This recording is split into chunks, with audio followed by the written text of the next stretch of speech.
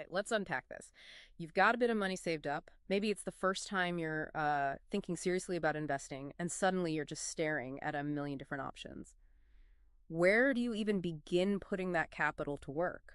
Especially, when you're young and building for the long haul. That feeling is, yeah, incredibly common. Navigating the investment landscape when you're starting out, particularly figuring out like how to allocate your funds, Yeah. it can feel overwhelming. Exactly. And that challenge is what brought us a really fascinating set of sources today. We've got this detailed conversation laying out an investment strategy shared within a family, a father, Manish, advising his 25-year-old daughter, Mansi, on building her portfolio. Right. And plus some additional analysis that really breaks down the thinking behind it all. Yeah, it's presented in the sources as a practical, direct approach, specifically tailored, it seems, for a young investor. So, our mission for this deep dive is basically to go through this specific allocation strategy presented in these sources. We want to extract the core principles, understand the why behind the percentages and the investment types. And really pull out what stands out for you to consider as you think about your own financial journey. Okay, so right from the start, the overarching philosophy in the sources is pretty clear, isn't it? It is. For a young investor with decades ahead, the strategy leans heavily into equities. The rationale is simple time is on your side to ride out market ups and downs and focus squarely on long-term wealth creation. And within that equity-heavy framework, the sources propose a specific structure. They talk about building a core for the portfolio, the bedrock, making up a significant 80% of the total. That core has two main components. The largest slice, 40%, is allocated to an index ETF, specifically Nifty Bs. Nifty Bs. Okay, Yeah. let's break that down. What is it exactly? Think of it as instantly buying a piece of the top 50 companies in India, all in one go. It's an exchange-traded fund, an ETF, designed to simply mirror the performance of the Nifty Y50 index. Right, which represents the largest and most liquid Indian companies by market value. The sources mention giants like Reliance Industries and HDFC Bank as examples of what's inside. Exactly. And the big draw here, according to the sources, well, there are a couple of things. Cost advantage. Cost and diversification, primarily. The analysis points out an incredibly low expense ratio. We're talking 0.04%. That's, minimal fees eating into your returns over time. Wow, that's tiny. It is. Plus, holding the entire index gives you broad market exposure. That brings a lot of stability and diversification compared to, say, trying to pick just a few individual stocks yourself for this foundational piece. Okay, so that's the broad market piece, 40%. What's the other component of this core? That's the 15% allocated to large cap blue chip stocks. And large cap is described in the sources. What does that mean here? These are the established heavyweights. We're talking companies with substantial market capitalization, typically crossing that 20,000 crore mark in India. Okay. The sources mention names like Tata Consultancy Services, TCS, and Infosys. And the analysis actually reiterates Reliance and HDFC Bank here, too. Companies so big they can, be in the index and be considered individual large cap. Right. And what's their role in this strategy? Why add these specifically? The sources really emphasize their stability. These are generally financially sound, well-managed companies. Including them provides a kind of cushion, Uh-huh. Yeah. helping to potentially lower the overall volatility of the portfolio compared to relying solely on a broad index or smaller companies. They're sort of the reliable anchors alongside the index fund. So you combine the 40% in the Nifty Y50 ETF with that 15% in these sturdy large cap stocks, and that creates 55% of the portfolio. What's fascinating here is how the father in the source conversation deliberately structures this. He explicitly builds this 55% as the primary foundation Yeah, that's stable. that supports everything else. It's like the base camp before you start climbing towards higher growth potential. Right. Good analogy. So you have this solid 55%. How does the strategy then build growth potential on top of that foundation? Well, the next layer adds another dimension of diversification and focuses on specific areas of the market. That's a 25% allocation to sectoral ETFs. Sectoral ETFs, so these zero in on particular parts of the economy, like tech or banking. Exactly. Instead of the whole market, you're investing in a fund that holds a collection of companies within a specific sector. The sources give examples. Yeah, like IT, banking, or pharma. Okay. And how do you choose which sectors according to the sources? You can't just guess, surely. This is where the guidance gets specific. The key metric they point to is relative strength. Relative strength, meaning? Basically looking for sectors that have been performing better than the overall market or other sectors recently. The idea here, according to the sources, is to identify and potentially ride the wave of sectors currently showing strong performance. Hoping that trend continues for a bit. Precisely. Hoping that trend continues. They even suggest using tools like relative strength indices or looking at platforms like Money Control to help spot these trends. That makes sense, trying to capture momentum within specific parts of the economy. Okay, so that's your stable core at 55% plus your targeted sector plays adding another 25%. That brings us to 80%. Where does the remaining 20% go? This feels like where the strategy might dial up the risk for potentially higher returns. That's exactly right. That final 20% is split equally. 10% mid-cap momentum stocks and 10% in small-cap momentum stocks. Okay, let's talk mid-caps first. Where do they fit in the picture? Mid-cap companies, as defined in the sources, are sort of the next tier down from the large caps. They typically have market capitalizations between 5,000 crore and 20,000 crore. Think of companies you might find in indices like the Nifty Midcap 150. And momentum stocks here again. Same idea as with sectors. Pretty much. This term is used for stocks that have shown significant recent price appreciation.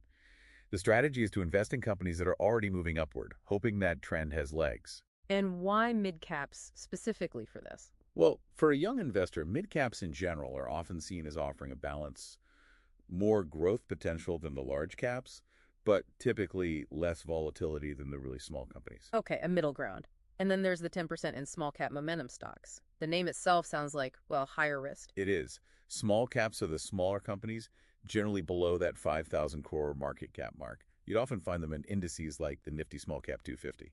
These are the ones with potentially explosive growth, but also the most likely to be volatile, right? Up and down. Exactly. They have arguably the highest growth potential within the equity spectrum discussed here, but they also carry the highest risk, which is why the allocation in this specific strategy is limited to just 10%. So it's a deliberate constraint. Very much so. The sources present this as a conscious choice, get exposure to that high growth potential, but keep the allocation small enough that if this segment performs poorly, it doesn't, devastate the entire portfolio. It's a contained, higher risk, potentially higher reward bet. So the breakdown makes sense conceptually. A large stable core, a diversified layer tapping into sector trends, and then a specific limited allocation for higher growth potential from smaller trending companies. That's the framework presented in the sources, yeah. Mm-hmm. It acknowledges the long-term horizon by heavily favoring equities while attempting to manage risk through diversification and these strategic allocation sizes. Now, the source material is great because it anticipates questions you, the listener, might be asking, just like Mancy does in the conversation. One big one is, this is all equities. What about including debt or other assets, maybe gold, for further diversification or safety? That's a really crucial question. And the perspective offered in these specific sources is interesting. It suggests that while assets like debt can lower overall portfolio risk, especially during market downturns, Right. for a young investor whose primary goal is wealth creation over a very long period, an all-equity portfolio might actually be suitable initially. Initially being the key word. Exactly. The advice acknowledges that debt can be introduced later, perhaps as financial goals become shorter term, or simply as one gets older and maybe wants less risk. Yeah. Importantly, though, they do stress having cash or liquid assets outside the investment portfolio for emergencies. Good point. Separating your safety net from your growth engine Precisely. Don't tap your investment funds for unexpected bills. makes perfect sense. Okay, another practical question Mancy asks, and you might be wondering too. How do you actually pick the specific investments within these categories? It's one thing to say large cap stocks, but which ones? Yeah, good question. The sources offer some practical tips, apparently drawn from the father's experience. For sectoral ETFs, as we touched on, the key is looking at sectors showing strong relative strength. They suggest using tools available on platforms like Money Control to help identify them. Okay, and for picking those individual large cap stocks, the 15%. Here, the recommendation is more grounded in fundamentals. Look for companies with strong financial health, experienced management, a good track record, a history of consistent performance. They mention resources like NSE India for doing that research. Right, doing your homework on the company itself. And for the higher risk, higher reward, mid and small caps, what's the guidance there? Here, the guidance seems to lean more into that momentum aspect mentioned in their category names. Look for companies showing high growth potential, definitely paying attention to their recent performance and the current market environment. But keeping the risks in mind. Oh, absolutely. While always always being mindful of the higher risk involved with smaller companies. That's a constant theme. Okay. So you've built the portfolio following this structure. Is that it? Set it and forget it? Probably not, right? Absolutely not. And here's where it gets really interesting and practical. The sources strongly emphasize that building the portfolio is just the first step. Ongoing, active management through regular monitoring and rebalancing is crucial. Rebalancing. Okay. Remind us what that means exactly. Getting the portfolio back to those target percentages. That's it, exactly. Markets move, and your investments will perform differently. If your small cap momentum stocks have a fantastic year, they might certainly make up 15% of your portfolio instead of the target 10%. Ah, so they drift. They drift. Rebalancing means periodically selling some of the winners and buying some of the underperformers to bring you back to that original 401, 525, 1010 split or whatever your target is. And how often should you do that? Do the sources give any guidance? They suggest a frequency, perhaps annually or semi-annually. It probably depends on how much the allocations have actually drifted from the target. Okay. And beyond just rebalancing the numbers, they stress staying informed, right? Critically important. Keeping up with market trends, broader economic news, and understanding what's happening with the specific companies or sectors you hold is vital. You can't just invest and ignore it. Makes sense. Any resources mentioned? They point to resources like the Economic Times for staying updated. The analysis even notes the context of the current date, May 29, 2025, in the source doc, reminding us that looking at recent movements, like the Nifty Y50's performance, is part of that necessary ongoing assessment. You need to know what's happening now. Okay. So let's bring this back to you, the listener. What does all this mean? Well, what we've just deep dived into is a specific, quite detailed portfolio allocation strategy, directly drawn from the sources we received. It's a framework presented for a young investor, balancing that essential stability from broad index funds and large companies with intentional allocations aimed at capturing growth potential from specific sectors and smaller companies showing momentum. Yeah, and it's crucial to remember this is presented as one potential approach designed for a specific scenario, a 25-year-old with a long investment horizon, getting advice based on a particular perspective. It's definitely not the only way. Absolutely not. But it's a concrete, thought-out strategy laid out clearly in the sources. And why does dissecting this particular strategy matter to you? Because it gives you a tangible, specific example to look at. You've got the percentages, the types of investments, the rationales behind why they were chosen in this scenario, and even some practical tips on how to select within categories and manage it over time. Right. It offers a clear illustration, a sort of case study of how one might structure a growth-focused portfolio relatively early in their investing journey. It moves beyond just abstract ideas. To a very specific plan. Precisely. A detailed blueprint, really, from the source material for you to examine and consider. So what does this all mean? We spent our time unpacking a specific equity-focused portfolio strategy presented for a young investor, pulling out the structure, the reasoning, and the management approach straight from the sources we looked at. And the closing thought offered within that source material feels like the perfect note to end our deep dive on today. Investing is a continuous learning process.